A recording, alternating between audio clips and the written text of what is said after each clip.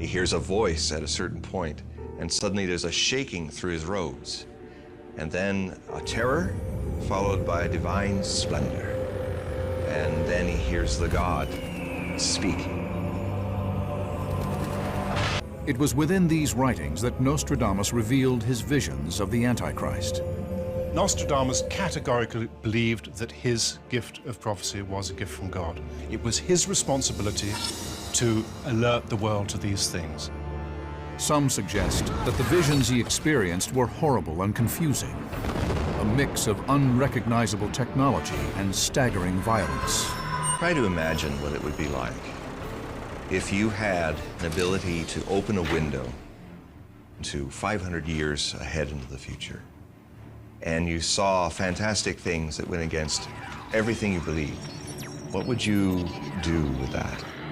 He attempted to describe them in his writings. One who the infernal gods of Hannibal will cause to be reborn, terror to all mankind. Nostradamus dedicated a number of quatrains to Antichrist prophecy. Followers of his quatrains confirm that Nostradamus did not see just one Antichrist. He saw 3 Antichrists, each appearing in his own time, each worse than the last. Nostradamus is unique in the history of prophecy. All other traditions, East and West, have one Antichrist, but he has 3. Experts say Nostradamus wrote of 2 Antichrists that have since come and gone, leaving unparalleled destruction and bloodshed in their wake. Many insist that the final part of this prophecy has yet to come true. They suggest that the 3rd may be destined to wreak havoc in our own time, and that he may be among us right now.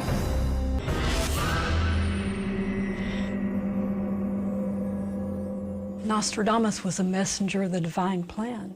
He would have been interested in the Antichrist because he would want the human race to know what they were facing in the future, specifically toward the end times. The Antichrist, a child of Satan. The word Antichrist first appears in the New Testament. In this ancient text, there is a prophecy that states the Antichrist, the beast, will come to seduce mankind.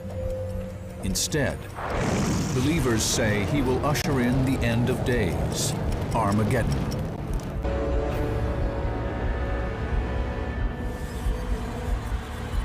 The Antichrist is a man who receives the power of Satan. The Antichrist, of course, represents the devil on earth. We will examine the theory that the Antichrist is already among us. Who is the Antichrist? Who predicted his arrival? If prophecies are to be believed, do they connect to more than one warning about such a figure? And are they linked to events in our own time, in a web of convergence? The word Antichrist has its origins in religion, combining the Greek anti, in place of, with Christ, the Anointed. Is Nostradamus really seeing the future? Evidence suggests Nostradamus identified the first Antichrist in one especially cryptic quatrain. Ha, ne, oleron will be more of fire than blood. Many believe this is Nostradamus's first Antichrist prophecy. He wrote it in 1555. Paul, Ne, Oleron are 3 towns in southwest France. The fact that the first 3 words are in bold font, uppercase. It's like, nudge, nudge, nudge, I'm saying something here that you should look a second time at. For those who see prophecy in his work, Nostradamus is trying in this quatrain to reveal the identity of the first Antichrist by placing him in France. When you rearrange the letters of these 3 small towns, they spell out Napoleon Roy, Napoleon the King. The Wa spelled R-O-Y in the Old French for R-O-I. Napoleon Bonaparte, one of history's most notorious tyrants. Is this quatrain proof that the Emperor of France was the first Antichrist prophesied? did Nostradamus see Napoleon's arrival on the world stage 233 years before he came to power. An emperor will be born near Italy. He will cost his empire very dearly. Born in Corsica, about 30 miles from Italy, Napoleon proclaimed himself Emperor of France in 1799. He presented himself as a champion and savior of his people. Historians see Napoleon as a hero, a savior of France, one who dominated the entire population and even crowned himself during a time when France needed a savior. According to Nostradamus, the ability to appear as a savior and seduce entire populations is characteristic of the Antichrist.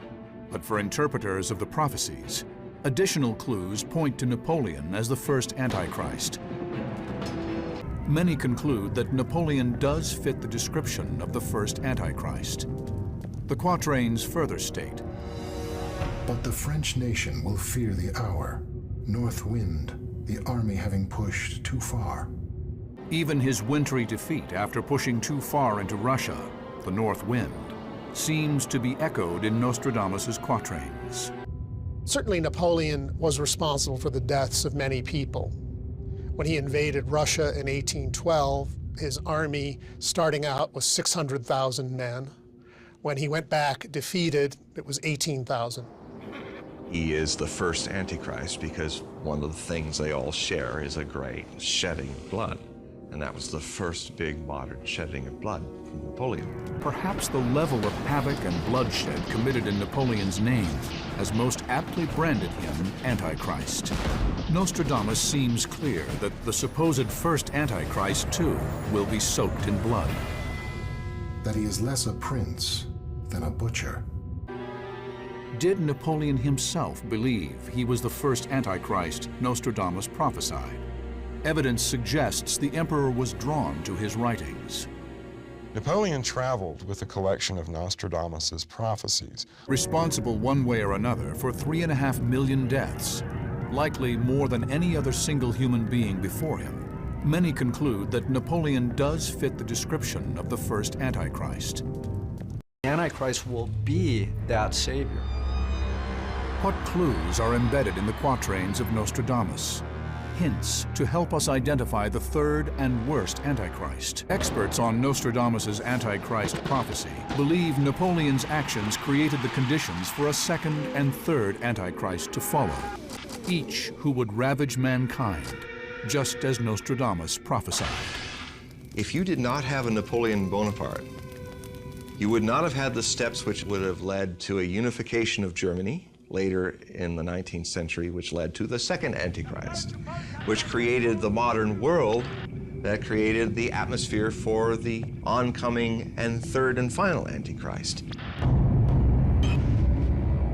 There is no doubt that Napoleon's trail of misery and destruction marks him as one of history's monsters. For centuries, followers of Nostradamus have examined his quatrains for clues to the identity of the second Antichrist. From the very depths of the west of Europe, Nostradamus feared that the second Antichrist would be many times more brutal than the first. Again, the steps that the first Antichrist initiates Napoleon by creating the modern world through the Napoleonic Wars that created the unification of Germany, the Second Reich, which led to the creation of the Third Reich of Adolf Hitler. That's the link between the first and the second. It is suggested that, like Napoleon before him, Hitler may have been aware of his own destiny as an Antichrist, as revealed in the quatrains of Nostradamus. Hitler was part of an esoteric and occult underworld before the First World War that was fascinated by Nostradamus and his prophecies. Many agree they point directly at history's most notorious madman. he who by his tongue will seduce a great troop. Nostradamus first mentions the second Antichrist in this chilling quatrain, which dooms Europe to another round of terror and destruction. And there is just such a man, from the exact location prophesied by Nostradamus, Adolf Hitler. By 1939, Hitler was self-identifying with the idea of being the second Antichrist. Since this was such a large conflict, since this was another one of Nostradamus' very meaningful time periods, then this must be the second of his three Antichrists. Nostradamus keeps referring to a figure called Hister, which is fairly close to Hitler, and it means the Danube. The typesetter in one of the early versions of the prophecies actually turned one of the Hister-Ister quatrains into Hitler by mistaking the letter and substituting the T. Hitler was known for his mesmerizing and charismatic speeches. In less than 10 years, he seduced Germany into waging war across the globe with virtually unquestioned impunity. Here, Nostradamus' prophecy seems precisely on target. Hitler was born in Austria, and Austria's main river is the Danube. It didn't take people long in Hitler's time to start applying them to him. Moreover, Magda Goebbels, who was the wife of Hitler's propaganda minister, Joseph Goebbels, who was interested in the occult, came across these things and said, wow, this must be about Hitler. She wasn't alone. And even more verses seem to link Hitler to Nostradamus' second Antichrist. He seems to hint at Hitler's downfall. Beast ferocious with hunger will cross the rivers. The greater part of the battlefield will be against Hister. Into a cage of iron will the Great One be drawn, when the child of Germany observes nothing. And the cage of iron, is this Hitler's bunker? The bunker that Hitler retreated to toward the end of this reign. If an emissary of future visions gave you a great trench dug in Berlin that had all this amazing iron rebar work for a huge bunker that was under construction, wouldn't it be said that you put that man underground into this great cage, which became the Fuhrer bunker? They weren't simply national monsters, they were supranational monsters. They had enormous worldwide influence. And I think that that's what he's implying here. His prophecies about the second Antichrist are among his most persistent and specific. Responsible for a death toll that reached into the tens of millions, Hitler is synonymous with evil more than any other single human being in history. I am haunted by a quote that Hitler gave very honestly about his ability to find the right way and make the right decision. I follow my path with the complete confidence and certainty of a sleepwalker. To be asleep is the ultimate unconsciousness, to literally be a somnambulist through life. Here's this very powerful, charismatic sleepwalker leading the whole world into an abyss. That, to me, is Antichrist. According to believers, the Nostradamus effect may be overwhelming our modern world. But how can these theories be tested? If Napoleon was the first Antichrist and Hitler the second, who was the third? And is he among us? Evidence suggests that before this, another critical step must first take place. Some believe his predictions are foreshadowed by the book of Revelation. This biblical text purports that a so-called Savior will set the conditions for Armageddon. From where do believers suspect this third Antichrist will emerge? What clues in the quatrains of Nostradamus provide solid leads to identify the third Antichrist? The one he wanted to warn our time about was the third one, because he was the worst of all of them, because he would learn from the mistakes made by Hitler. This way he would know which way to go. And he's a very dangerous man, very powerful and very dangerous. Further examination of yet another quatrain focuses the emphasis back on the third Antichrist described by Nostradamus. Long awaited, he will never return in Europe.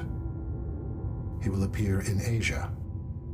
So Antichrist can pop up in any country. We don't know. He says that he will rise above all the kings in the Orient. I will take the Israelites out of the nations where they have gone. I will gather them from all around and bring them back into their own land. In the Middle East, some faithful see the return of the Jewish people to Israel as further fulfillment of biblical prophecy, and further evidence the end times and the Antichrist are here today. I will draw my people from the four corners of the earth back to the land of their forefathers, Palestine. That literally opened the curtain for the Antichrist to come on the scene. But what does Nostradamus say? If the evil forerunners to the third Antichrist have come and gone, what happens now? The enduring mystery of his quatrains has allowed multiple interpretations over the centuries on the details of the third Antichrist's appearance, fitting the profile of Antichrist at one time or another, according to who is or is not popular at any given time. This individual changes with the generations, practically with the decades. From where do believers suspect this third Antichrist will emerge? Will it be in the turbulent Middle East, Iraq, Iran? Or might he appear from desperate regions within Africa? Some say he will perhaps emerge from within a superpower government, such as the United States. The Chief of London through the realm of America.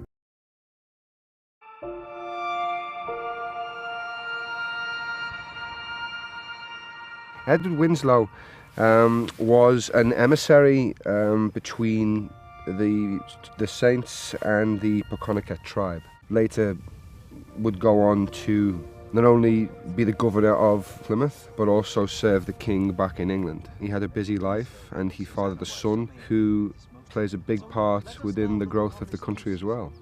First, two knives comprised of fine steel with ornate design as a symbol of strength, a symbol of trust. He is a scholar, and he is a religious man, and he is a man of peace. And he was a great friend of William Bradford's. Although he now knows how to fire a musket, he would not be the first in line. Lots of Bible holding and sword touching, which is always a threat, I feel, but no wielding at this point. We are bound together in this venture, Mr. Hopkins, your people and ours. We need to make a common cause for a better life for all of us. The challenge for me was to play the leader that he would become, and to play against my physicality, to play against my usual casting type, in that he would be subservient. He would learn how to be a leader, and I just wanted to be able to show this growth in the man. And when you're playing somebody from historical fact, you know, I think it's only right to do your due diligence and check everything. There's books of William Bradford who speak of many of these characters within this. There's a great book called The Mayflower, which is a great read whether you're doing this role or not. I'd advise people to read that. Kind of gave me a little peek inside the world. Also a man who is devout in his belief in God, but suffers so much hardship that he is drawn also towards the natives' way of thinking. King and Reb will face an Antichrist so false that he will place them in the conflict altogether. The prophets are trying to tell us about a figure in the Middle East that we need to recognize before he starts a 27-year war. And the list of unlikely candidates goes on. Still, some cite a mysterious name, Mabus. It appears in another one of Nostradamus's quatrains. Some believe Mabus is the name Nostradamus has assigned to the third Antichrist. Could Mabus be a coded reference? Nostradamus's cryptic reference to Mabus as the third Antichrist has puzzled scholars for centuries. After careful analysis, I believe the most compelling interpretation emerges when we understand Mabus as a coded reference to Moshiach ben Yosef, particularly one from the United States.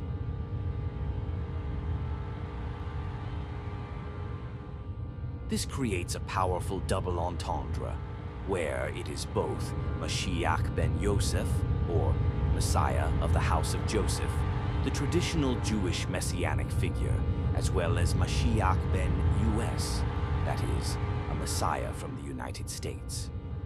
Jewish tradition ascribes specific roles to Moshiach ben Yosef that align remarkably with Nostradamus' Antichrist figure.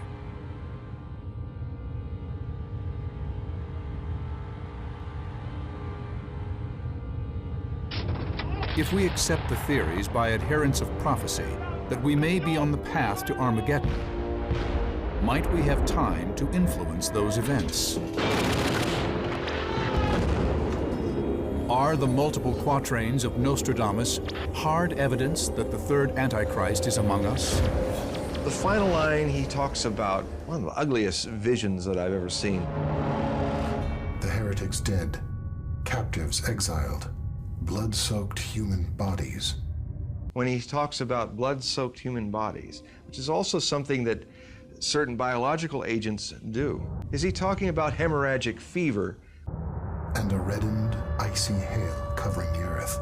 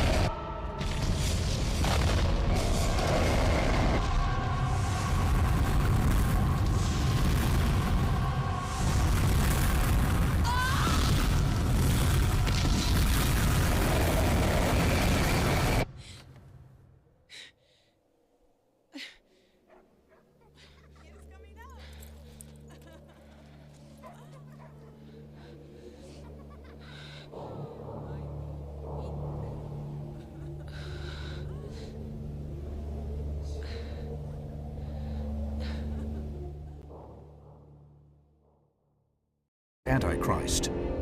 The book of Revelation states, There was a great earthquake, and the sun became black as sackcloth made of hair, and the whole moon became like blood, and the stars fell from the sky to the earth. What does he mean, a red and icy hail from some kind of nuclear discharge that creates a modest nuclear winter? Little rain, warm wind, wars, incursions. The pestilences, those kinds of things are just getting closer together, and then they're escalating. A horrible undoing of people and animals. I think Nostradamus in his prophecies often shows a fascination and a horror. He uses the word horrible a lot in looking at the more negative possibilities of the future.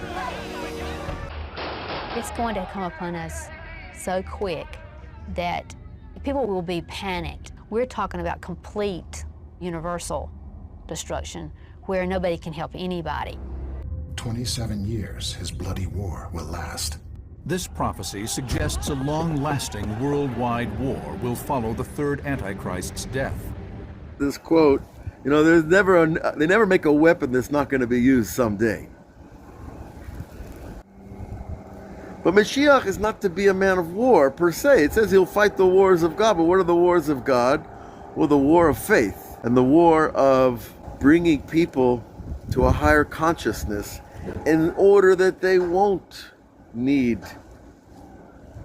to want to destroy their neighbors. But it might well be that he will be there to clean up the tragedy of nuclear war. It might well be that it will take a nuclear war for the nations to stop fighting each other, to finally turn their spears and their swords into tools of building, of growth, of advancement of humanity. Nostradamus' prophecies suggest the third Antichrist may have powers that far exceed the other two. Stained with mass murder and adultery, this great enemy of humanity will be worse than any man before him, in steel, fire, water, bloody and monstrous. Biblical prophecy warns of an Antichrist who will destroy mankind. Nostradamus says we will suffer 3. If we accept the theory that Napoleon and Hitler were the first 2, what might the third and most cunning Antichrist hold in store for us? Could the Antichrist be a real person and not a construct of religion and symbolism? As the theory goes, the end fast approaches. The sands slip away and the hands spin out of control. Is this our future? We've been here before. These great crises that we have throughout the world, the Antichrist will be that savior. What clues are embedded in the quatrains of Nostradamus? Hints to help us identify the third and worst Antichrist.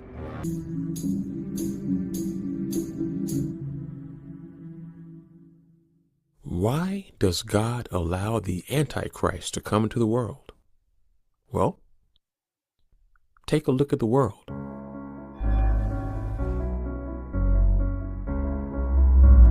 There's another rabbinical statement in the Medrash. It says the following. God says, I could save you. I can save you from any tragedy, any calamity, any problem. But on one condition, do not speak Lashon Hara. This is what God himself says. The question that we have to ask ourselves is, why? Why is it that God says that if you do not speak slander or Lashon Hara, that he will remove or minimize the problems that you have? This is the question that we must ask. The definition is as follows. Any communication that will harm another person, that is the definition of Lashon Hara. Yes, that's what it is. And make no mistake, it doesn't make a difference how you communicate. You can speak Lashon Hara, you can even do what? You can write Lashon Hara, or whatever. If you communicate something that harms another person, that is Lashon Hara. And by the way, even if that statement is true, in fact, especially if that statement is true, it is Lashon Hara. If that statement is false, then it is worse than slander. So the Talmud says, what is the greatest of all sins? The truth is, you know, the Talmud says that the greatest of all sins is speaking Lashon Hara or slander. That's incredible. Could you imagine? How is it possible that the greatest of all sins is speaking slander? You mean to tell me that speaking slander is even worse than desecration of the Sabbath? How can that be? And I want to tell you something. The rabbis don't exaggerate merely to win a point. Of course not. If this is what they say, then this is exactly what it means. Achov, he was Ahab, he was a king in Israel for many years. And it says that in the generation of Achov or Ahab, that the Jews worshipped idol. All the Jews worshipped idols. This is what it says. And therefore, as a result of that, because they worshipped idols, of course, it was a tremendously sinful generation. Yet that statement in the Medrash says that when they went to battle, they never lost a battle, not once. So this Medrash says the way, how is it possible? Is because in the entire generation of Achov, nobody spoke Lashon Hara. Do you believe this? It's hard to understand how that could be, that they worship idols, yet they do not speak Lashon Hara. But that's what it says. That because they did not speak slander, they never lost a battle. That is absolutely incredible. Why? That is the question we must ask. And it says in the same place that in the generation of Shaul by King David, that the Jews lost battle after battle. Even though the average child in that generation was able to expound or sermonize on a particular pasuk or verse 49 different ways. Yet it says that they lost battle after battle. Why? Because they spoke Lashon Hara or slander. Do you believe this? If you think that you understand what the concept of Lashon Hara or slander is, you are gravely mistaken. That a person's personal mazel is destroyed because of Lashon Hara. That's right. That means when a person speaks slander, that actually destroys his luck, his fortune. But what did I say? I said that the greatest way, of course, to avoid judgment, right, is to avoid the whole concept of prosecution, to stop the Satan. But how do we stop the Satan? This is the question. I will tell you. Imagine, this is a courtroom, right? And in here, you're sitting, your soul is sitting, and in front of you, there's this awesome angel. Who is this angel? The Satan, that angel, that of course is a prosecuting attorney. He is sitting there and he's prosecuting you, right? What is the Satan doing? Well, he's doing exactly what he's doing. He's prosecuting you, correct? But wait a minute, what is the nature of every prosecution? I will tell you. You remember, it's Lashon Hara, it's slander. Do you remember what the definition of slander was? The definition of slander is any communication that will harm another person. That is the definition of slander. But therefore the Satan has the right to condemn you, because every condemnation is really a prosecution. Just like measure for measure can what? Can stop the judicial process, I had previously mentioned. It can also initiate the judicial process. Measure for measure. What does that mean? It means the following. Imagine you walk over to a person and you start speaking Lashon Hara or slander. What are you really doing? You are condemning that person. Therefore, measure for measure, because you condemn another person, therefore the Satan has the right to condemn you. So what the Moshiach ben Yosef said is the relationship that I will now have with the Satan, because his shorish is connected, his root soul is connected to the root soul of the Satan. Everybody will be drawn to him.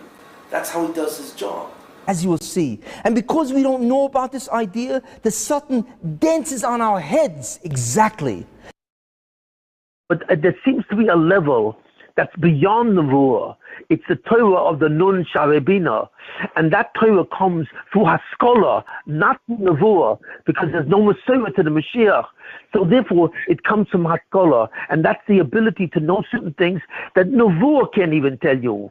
And that's why he's greater than Moshe Rabbeinu, because he is the actual Mashiach, and he's completely imbued with the concept, the process of Haskalah, and therefore he knows everything that he knows, the whole 50th gate, without even learning it from others. See, the Mashiach, the strange thing about the Mashiach, what it says in the Yaskilazi, that in a certain sense the Mashiach does not have a Rebbe. That's what it means. Every Gadol and everyone in Klal Yisrael had a Rebbe. The only one who did not have a Rebbe was Moshe Rabbeinu. But even he had a Rebbe. His Rebbe was God. I mean, through a process called Nevuah. But the Mashiach does not even have a Rebbe from God to Nevuah. He has a Rebbe with God through Haskalah. He replicated the process of knowing something through Haskalah, which means he not only knew it because God told him, but he could actually figure it out. So I'm speaking from my heart now to all the righteous women out there. You're all being tested now. Are we looking at something which is fragmented? Or are we rather looking at something which is all together, it's all integrated? You see. As the Medrash says, when someone wants to buy a pot, they go around and they tap on the side of the pot to see how strong it is. Read there on the first day, Ruach Elohim merachefet al pnei hamayim, right? That the Spirit of God is hovering over the waters. We quoted the Midrash that says that Ruach Elohim was the soul of Mashiach, right? Hashem is tapping on us now. We are being challenged and we are being tested. Umishchas meish mar'ehu. The Mashiach, and it's referring to the Mashiach, okay? Mishchas meish, he looks like an incredibly corrupted person. Okay. You'll say that this is not humanly possible. It's human nature to feel upset. Please, I'm talking on behalf of the Bari Olam. I'm talking on behalf of Chazal. They're turning to you, they're counting on you. The harder it is, if the test is very hard, we have a Kabbalah from Chazal. A person's spiritual madrega level can be measured depending on the tests that they're given, etc. But the most important thing, what is holding back the Geula, is because we have hatred of other people. And hatred doesn't mean that you want to kick them in the face. We have to galvanize ourselves, right? Work on this area to clean their hearts out from Shchinas Chinam and let the Shechina enter their hearts. When the Shechina enters their hearts, if we would do that, then Mashiach would be here very, very quickly.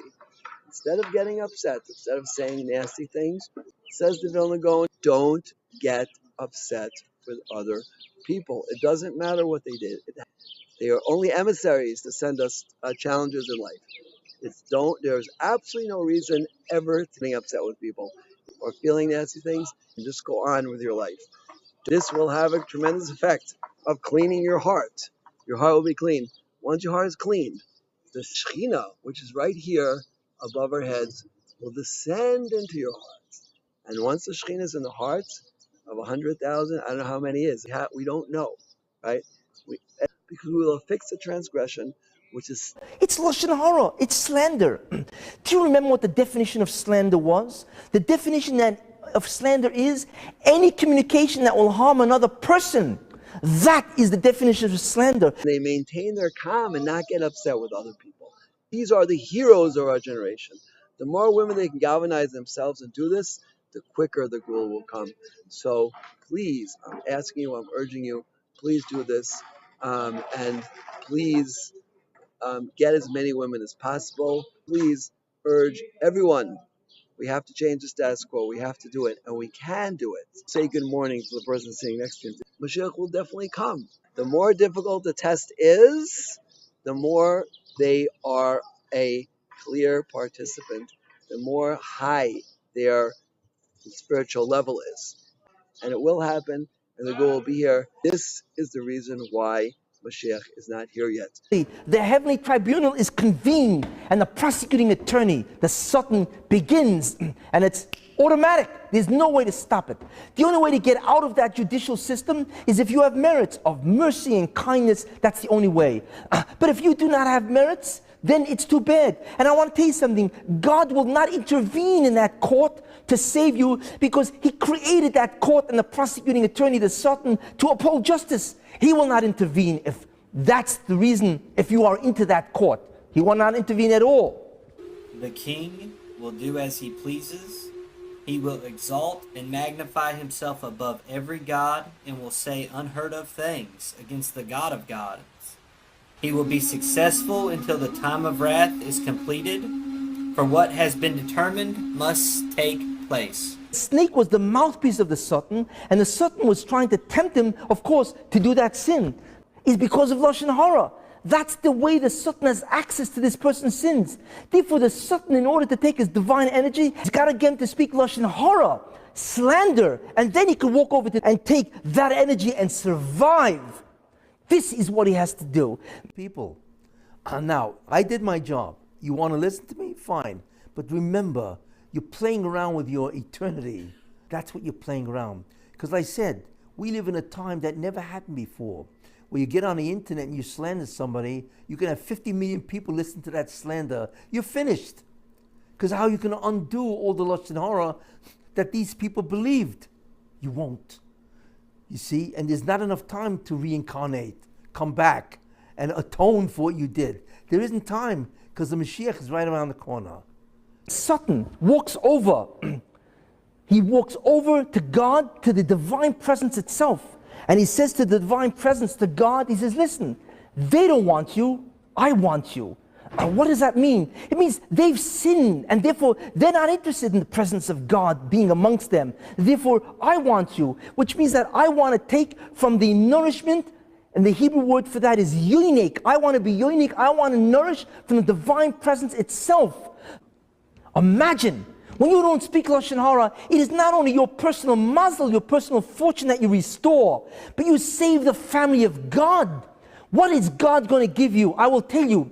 The Chofetz Chaim says that the reward of those people who do not speak Lashon Hara or slander is incomprehensible even to those people who are at the top of the future world. This is what he says. Could you imagine what this means?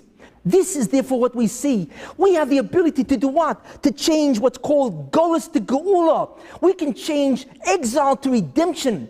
The secret is the greatest secret ever known to man that has been revealed to us by our rabbis. Do not speak Lashon Hara or slander. This is the actual secret. But I want to tell you something. You must know the laws of Lashon Hara to know when Lashon Hara, when slander is permitted and when it is forbidden. Without that, you can't possibly really observe this commandment. Therefore, it is critical to learn the laws of Lashon Hara itself. Therefore, think about it. You don't speak, the redemption comes. Your personal mazel, your personal fortune is restored. Do you then see why the true power of speech, that speech itself, determines life and death? Or coincidence? For believers, these are not random events, but dire signs of the coming apocalypse. This may confirm that the third Antichrist is among us. If we accept these theories as fact, who is he finally? And how far along is he in his timeline of destruction?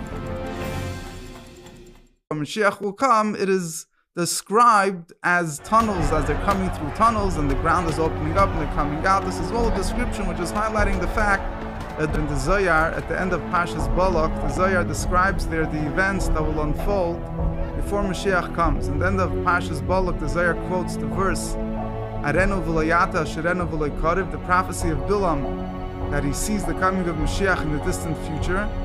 And the Zohar elaborates on different events that will unfold, which will lead up to the coming of Mashiach. And most importantly, in our preparation for the coming of Mashiach, so we'll take a look if there's any connection between the concept of tunnels and the coming of Mashiach. I'm telling you my vision, I'm telling you my plan. My plan is Mashiach, who's going to be at the end of time. But he was already present at the very beginning. It is really the Messianic light. In other words, the information of that Messianic light is so great that it will ultimately change the entire world. Now, beauty is a very important concept. What beauty is when many, many different pieces fit together in a harmonious blend. So if you look at it individually, then each one seems to be a separate piece. But if you see them all together, there's some type of, what comes out of that is a tremendous integration that expresses a beauty far beyond the pieces. Are we looking at something which is fragmented? Or are we rather looking at something which is all together, it's all integrated? See? He is here. I don't believe he's in Jerusalem. I do believe, however, he's in New York. He's in the United States. And that may sound odd, but the reason for that is that the Mashiach, Messiah, is born and raised in a country that he will ultimately change. I don't know if I want to use the word overthrow, because I don't know if that's the proper word, but clearly modify, radically alter and change. We find that to be very true. May I merit to sit in the shadow of his donkey's dung.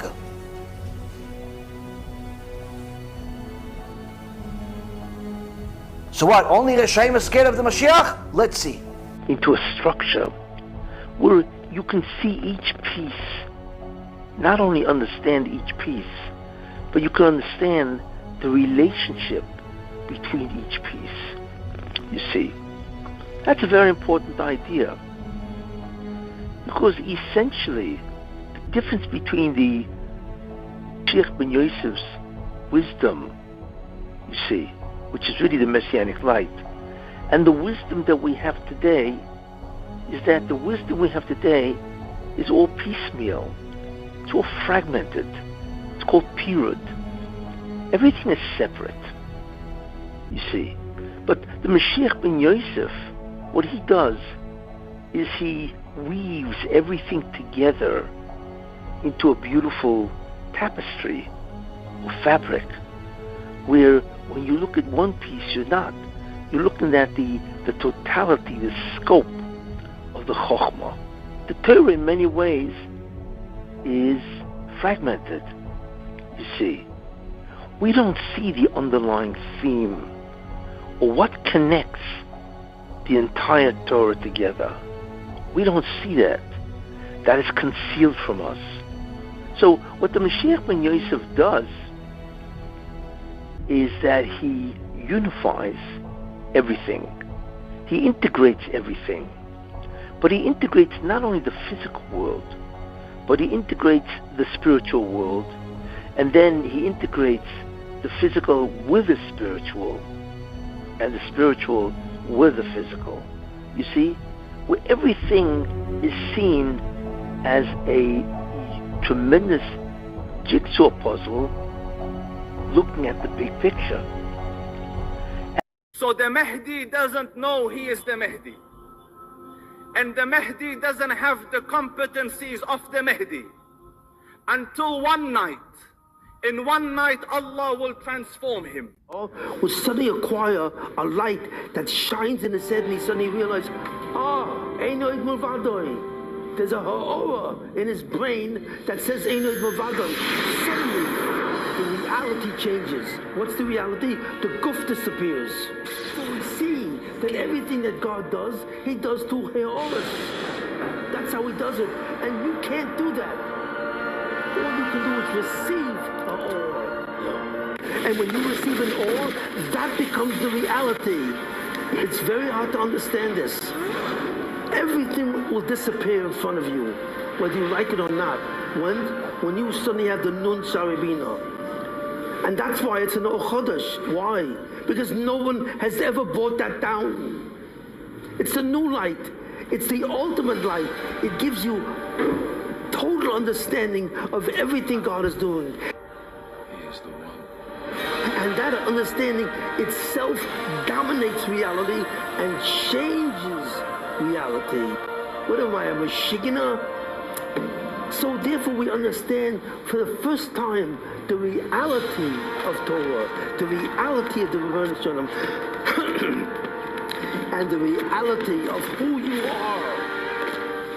Your power lies in your mind, what you are aware of. That's it.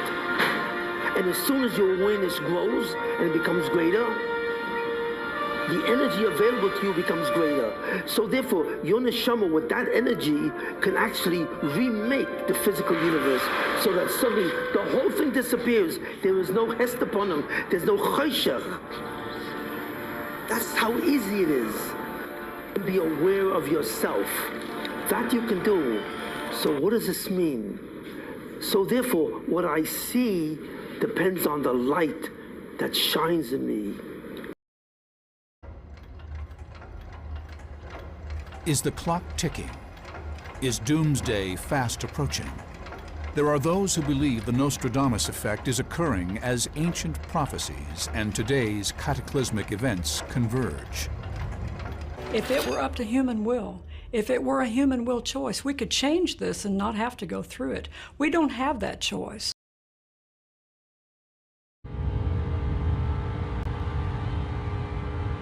A charismatic leader, one who has risen above all others, speaks to the multitudes. They have waited for him. They believe in him. They expect he will heal the world's ills. Some say he is the Messiah, finally returned. But this man is not a savior. He is the King of Terror who will usher in the end of everything. He warned, "At once one will see vengeance, 100 powers, thirst, famine." What is the plan?